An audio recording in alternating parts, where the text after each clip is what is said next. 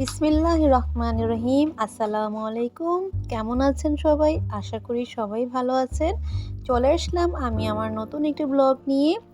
তো আমি আজকে মাছ রান্না করব, বোয়াল মাছ। তাই আমি প্রথমেই মাছগুলো ভেজে রেখে দিয়েছি।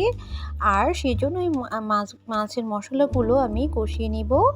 তো আমি ফ্রাই প্যানে পেঁয়াজ দিয়ে দিয়েছি, পেঁয়াজ কুচি, আর হচ্ছে এর মধ্যে সব কিছু মশলাগুলো এড করে নিব। আমি দিয়ে দিয়েছি হাফ চামচ রসুন বাটা, হাফ চামচ আদা বাটা, আর হচ্ছে যে এগুলো দিয়ে একটু ভালো করে আমি পেঁয়াজ নেড়ে নিব, যাতে আদা রসুনের যে গন্ধটা যাতে না আসে।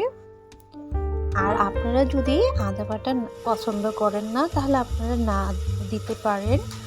আমি একটু বোয়াল মাছ যখন রান্না করি তখন আমি একটু দিই, যাতে মাছের একটু কোনো গন্ধটা যাতে না আসে, আর খেতেও আমার কাছে ভালো লাগে।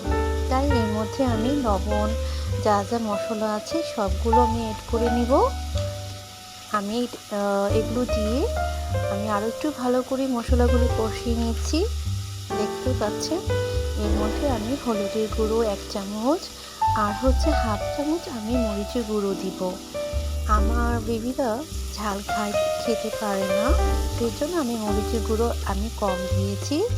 আপনারা চাইলে আপনাদের মতো ঝালটা বাড়িয়ে দিতে পারেন আপুরা। আর আমি আমার রান্নাঘরটা আপনাদের কাছে একটু শেয়ার করলাম। আমি কিচেনটা খুব সুন্দর করে সবসময় ক্লিন করে রাখি, চেষ্টা করি।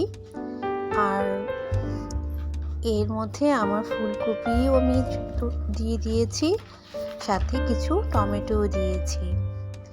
তো এগুলো সুন্দর করে সিদ্ধ হয়ে গেছে প্রায়। এর মধ্যে আমি মাছ যেটা ভেজে রেখেছিলাম ওগুলো এড করে দিচ্ছি।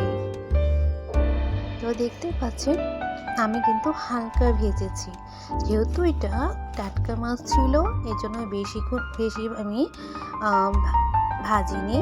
হালকা ভেজে ভাজলে মাছের একটা স্বাদ থেকে যায়। তো এইগুলো দিয়ে আমি ভালো করে আরেকটু নেড়ে চেড়ে নিব। আর হচ্ছে এখন তো শীতকাল চলেই আসছে, তো নতুন নতুন সবজি দিয়ে মাছ রান্না করলে অনেক দারুণ লাগে। তো আমার কাছে খুবই ভালো লাগে।